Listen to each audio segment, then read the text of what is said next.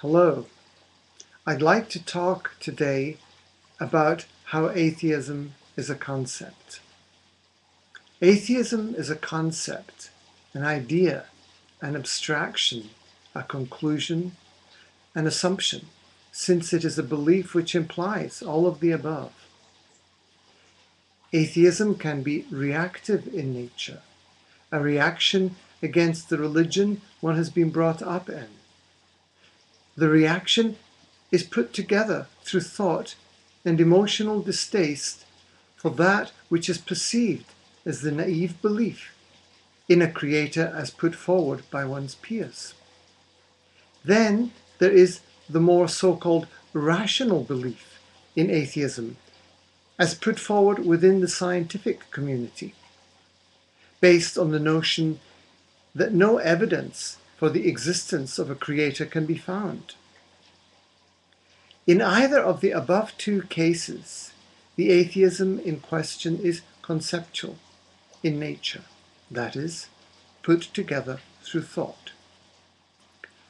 Contrary to what mainstream religion may have us believe, the very essence of the divine is not conceptual by nature, but experiential, perceived directly without the interference of concepts.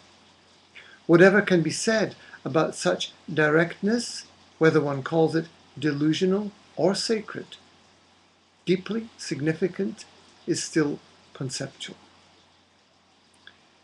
To see or perceive the sacred means essentially to be willing to be vulnerable to one's being in such an unconditional and immediately present fashion that concepts cannot take hold. The two types of atheism mentioned above are usually rigidly adhered to concepts that conceptually exclude the very presence of one's being, which, when it is perceived, always contains varying degrees of awe, surrender, intimacy, and sacredness with one's authentic being. There is yet another form of so-called atheism, which can be found in Buddhism and certain forms of Hinduism, such as Advaita Vedanta.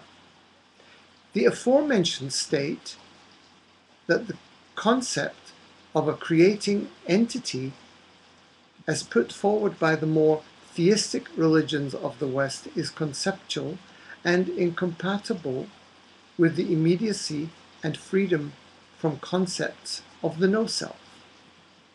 I would prefer to call these theistic rather than atheistic, and would not say that there is any basic difference between the direct experience of reality as seen by a Buddhist or a Christian. The problem only exists with the mind of the first two types of atheists, who have unwittingly declared that the experience or perception of reality, God, or their authentic being to be a concept, and therefore feel the need to destroy or shy away from anything that might look like that. This then is the structure of the denial of reality that the atheist adheres to. However, in all fairness, it also needs to be pointed out that anyone who, in the name of their religion or God, creates or has created any sense of fundamental difference between themselves and their belief in religion on the one hand, and those who think differently on the other, share some qualities of fundamentalism, as do the atheists of the first two types.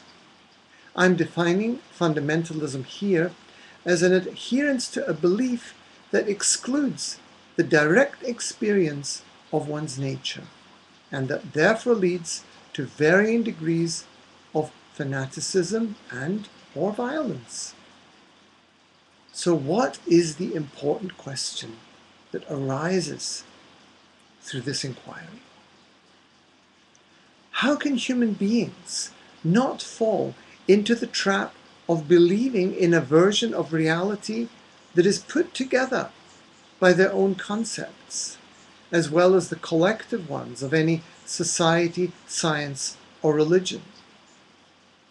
Can we see how doing so must lead to psychological and actual violence and self-centeredness? In fact, any denial or unwillingness to delve deeply into the very marrow of one's being will lead to the unexamined life. The examined life, then, becomes not the domain of the few, as in the past, but of all humankind, since our ecological and psychological crisis demand just that. Thus, we are moving into the age of individual lives that are examined by the whole, by all human beings, as a single organism. It is time to put away our smug or childish beliefs in atheism, or our religion, or our ideology, and meet and know the true God, the utter nakedness of that non-conceptual reality we know to be true, that is in each of us, and is also in the whole.